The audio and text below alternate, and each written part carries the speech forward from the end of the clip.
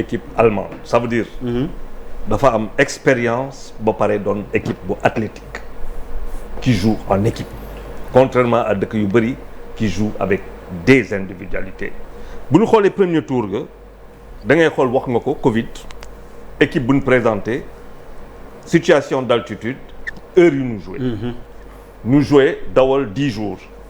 cette équipe quand elle joue 10 jours elle attend une semaine pour faire son 8e de finale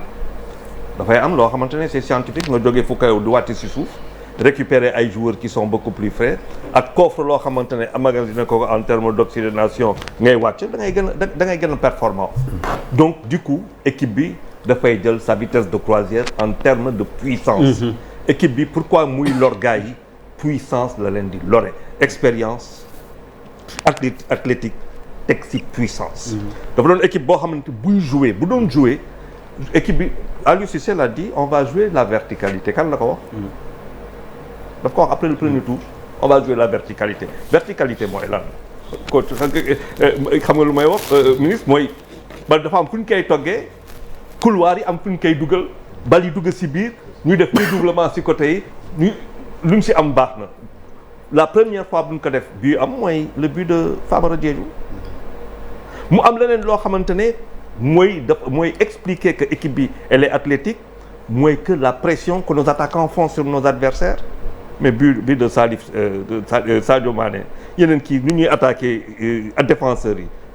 Sadio Mané a retrouvé son football de Liverpool lu mooy jouer Liverpool moom lay football équipe nationale il y a quelque chose qui a changé dédoublement bi may 6 di dugg moom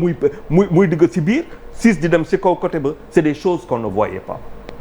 cela veut dire quoi dafa am benn révolution boo xamante ni ci biir bopp xale yi la am ak ci bopp Aliou Cissé lan moo indi loolu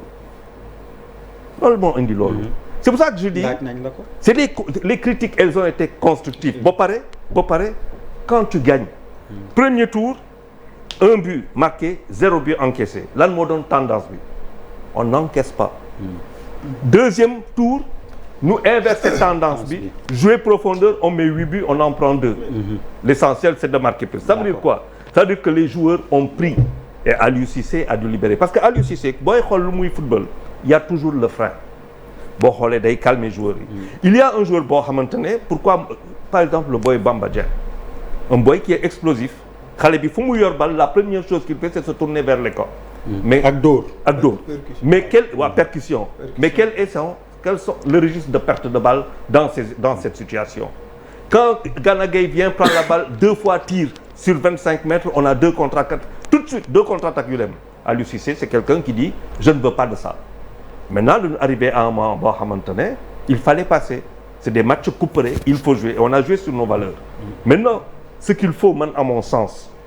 mooy wax nañ ko fii il ne faut pas mettre une pression inutile sur quelqu'un qui va jouer une finale et qui sait ce que c'est qu'il l'a perdu en tant que joueur dans l'équipe am na ay joueurs yu ko perte ba pare di jouer contre une équipe boo xamante ne elle a été 7 fois champion te ñëpp xam ne lu muy ñëw jouer Égypte bu ñëw ne day football saaku lay jël ñibbi parce que du ko antan c'est 360 minutes la am en moins de 10 jours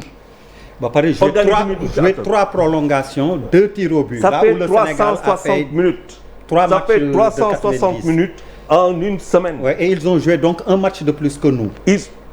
c'est 3 prolongations. 3 prolongations. Ils contrairement à nous qui avons fait dans les jambes. Voilà, qui avons fait 270 Exactement. minutes. Donc c'est beaucoup. C'est beaucoup. C'est quasiment un jour de repos. Mais bon, ça ils veulent ça. Et d'ailleurs moo tax entraîneur adjoint bi di commencer ki naan nañu reporter ba toute la différence c'est dans le management psychologique des joueurs, le coaching des joueurs. dootul ci terrain bi seulement ci technique. C'est comment faire pour que Égypte nga xamante ne nax na ay grande équipe. mais taxan leen defu fi dara ku gis dëmb match bi contre Cameroun. mais on ne peut pas comprendre comment le Cameroun yore match bi bàyyi match bi. ba Égypte gagné leen penalty kenn mënu ko comprendre. mais fa la leen égyptiens yi bëggoon yóbbu parce que ils sont égyptiens yi aussi fa lañ leen bëggoon yóbbu. mais pourquoi non ça veut dire il faut. nan lañ lay distraire. exactement